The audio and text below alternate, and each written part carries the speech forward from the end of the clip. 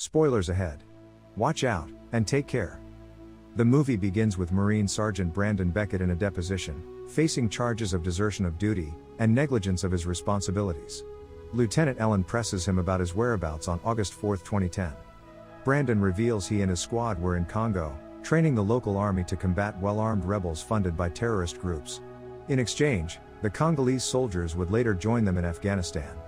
Brandon elaborates on the circumstances that led to his unauthorized absence. While engaged in training the Congolese army, Captain Nelson summons Brandon to meet with Colonel Ralph, hinting at a possible connection to Brandon's impending transfer. The revelation unfolds that their training activities are temporarily halted, as they are instructed to take 10 of their men on a special mission into the Democratic Republic of the Congo. This unexpected development catches both Brandon and Captain Nelson off guard, as the Congo was supposed to be off limits for their operations. Despite their reservations, the officer assures them they have government authorization for the mission. Assigned with the mission to extract Belgian plantation owner Jean Van Brunt and his workers, Brandon proposes the use of a helicopter for a swift and safer evacuation. However, Colonel Ralph dismisses the idea, citing the rebels' possession of missiles designed to target low-flying aircraft. As the team approaches the designated location, Brandon observes the presence of a European hunter named Chandler, despite the danger, who remains in the area. Captain Goba explains that hunting is a significant part of the local economy, justifying the hunter's presence. Upon reaching Jean Van Brunt's location, the soldiers catch him off guard, informing him of their mission to take him out of the area. Van Brunt, resistant and unafraid of the rebels, insists on staying, emphasizing the sentimental value of the place built by his father. Despite his objections, he is informed that the order is non-negotiable. Reluctantly, Van Brunt agrees to accompany them. During their exit, Brandon senses a sniper targeting Van Brunt, and warns him to take cover. The team manages to hide inside an empty container van, but Van Brunt is exposed and fatally shot by the sniper. Amid the chaos and loss, tragedy strikes as 2 soldiers lose their lives during the extraction mission.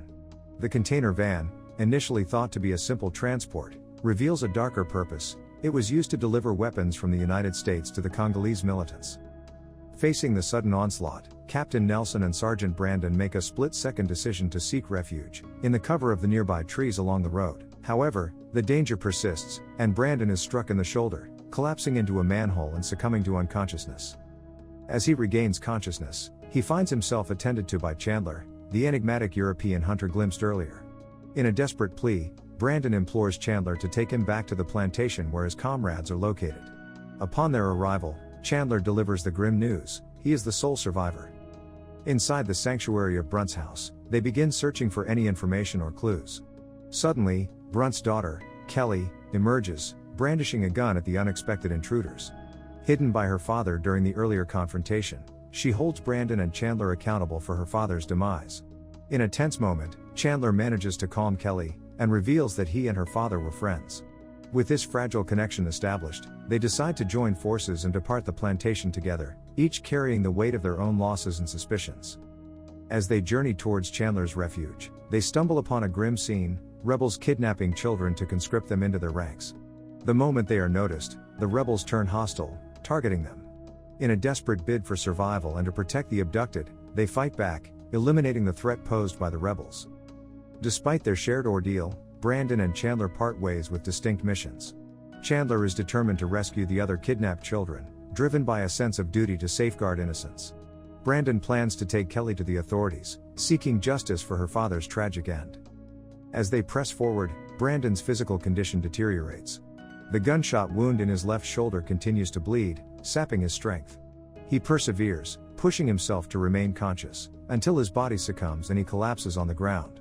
Rushed to a hospital for recovery, Brandon awakens to the presence of Richard, a sniper instructor and his father's former protégé. Fueled by a desire for vengeance, Brandon shares his intent to locate and eliminate the sniper responsible for Van Brunt's death. Understanding the complexities of snipers, Richard proposes an unconventional approach. He advocates for Brandon to become a sniper himself, delving into the intricate mindset and methods of snipers. He extends an offer to assist Brandon in his quest for retribution. Back in Colonel Ralph's office, Brandon is perplexed by the lack of enthusiasm for investigating the ambush, especially considering that the soldiers were killed with U.S. weapons.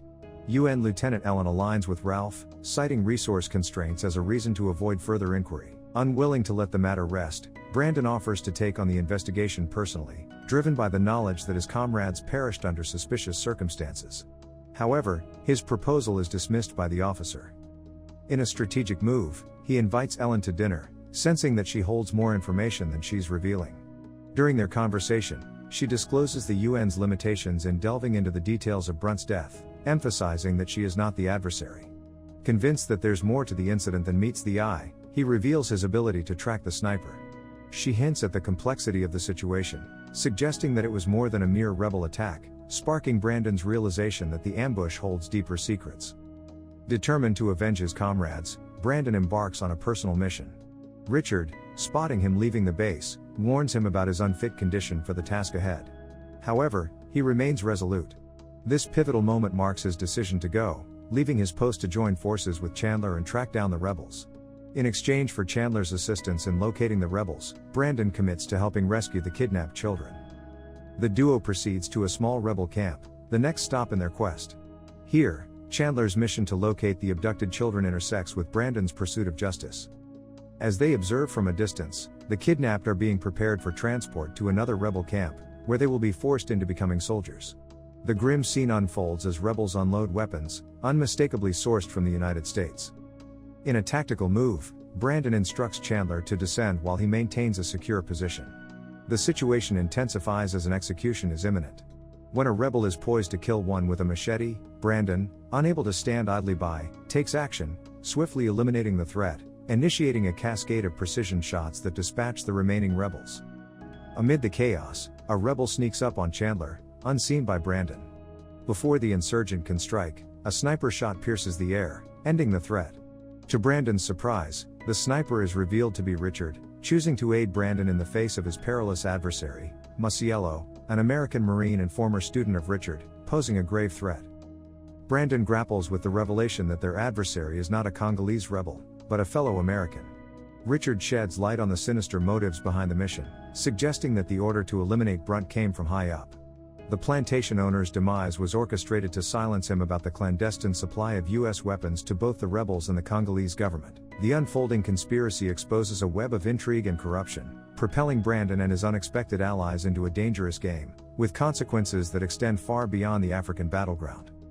As Brandon grapples with the unsettling revelation, and questions Richard about his potential involvement in the cover-up, Richard reassures him of his true intentions. He explains that having been trained by Brandon's father as a sniper, helping Brandon is a way of repaying the debt. Richard expresses genuine concern for his safety, especially after learning about the ambush that claimed his teammates. Taking matters into his own hands, Brandon contacts Ellen, revealing that he has identified the individual responsible for the ambush. He provides his location deliberately, anticipating that if the conspiracy holds, the sniper Masiello will discover this information, potentially implicating the UN in the cover-up. Determined to assist Brandon, Ellen approaches Colonel Ralph, sharing the urgency of the situation, and the compelling evidence Brandon possesses. Despite her plea, Ralph dismisses her, citing the challenges of obtaining approval for a rescue mission. Undeterred, Ellen volunteers to retrieve Brandon herself. Ralph reluctantly approves her mission, dispatching 4 men to accompany her. Unbeknownst to Ellen, Ralph secretly sends a hit squad, including Masiello, with orders to eliminate the rogue American. Meanwhile, Chandler takes the rescued on a truck out of Congo to safety. Richard and Brandon, aware of the imminent danger, await Masiello's arrival. In a symbolic gesture, Richard hands Brandon a handgun, a keepsake from Brandon's late father. He urges Brandon to use the weapon to eliminate Masiello, setting the stage for a tense confrontation.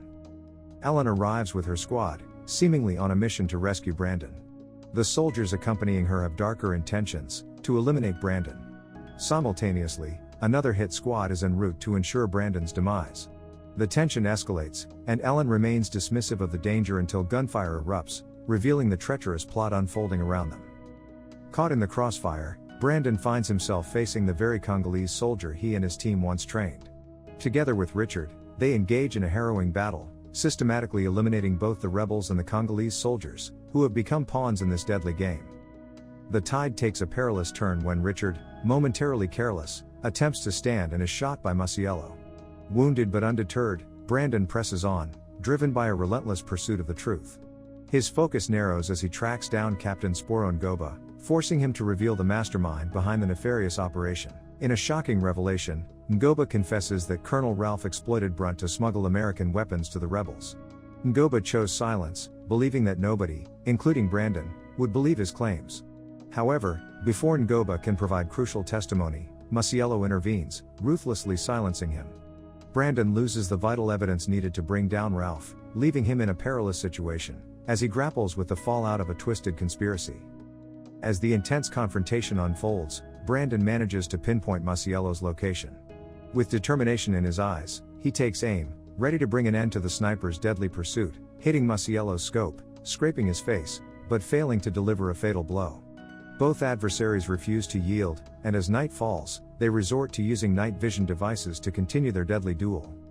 Seizing the opportunity, Brandon intentionally maneuvers near a gas tank, luring Masiello's attention and shooting the tank, until it erupts into a fiery explosion, creating a diversion that temporarily blinds Masiello. Capitalizing on that, Brandon swiftly moves to a different location, eluding Masiello's detection. Brandon silently closes in from behind, seizing the handgun Richard provided him. In a swift and calculated move, he ends the threat with a point-blank shot. Returning to the deposition, he faces questions about the evidence linking Ralph to the arms supply operation. Despite his valiant efforts, he is unable to provide conclusive proof. In a disheartening turn of events, he learns that the court-martial will proceed, leaving him to grapple with the aftermath of the mission. Sensing the unspoken acknowledgement from the investigating officers, that Ralph is the mastermind behind the illicit arms supply, Brandon realizes the limitations they face without concrete evidence. As Ellen discreetly turns off the recording, Brandon is informed that, bound by regulations, the officers can't take further action. The subtle message is clear, prompting him to take matters into his own hands. Breaking into Colonel Ralph's residence, he confronts the officer, revealing the friendship between Ralph and Brunt in their photos.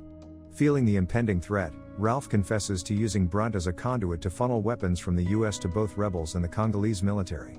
Unaware that Ellen and her team are clandestinely listening in from another room, Ralph unwittingly spills information that can be used against him. The revelation leads to his arrest. Major Gula, the Special Operations Commander, arrives immediately after. He extends a personal offer to Brandon for a new opportunity. Brandon will now be working alongside Richard, who is also present to personally welcome him into this new chapter. Brandon is facing a pivotal crossroads, transitioning from a soldier entangled in a web of conspiracy, to a new role where he can wield his skills for a different purpose. Fraught with intrigue and danger, it resolves with the promise of a fresh start, and a partnership that transcends the shadows of the past. The end. Thank you for watching.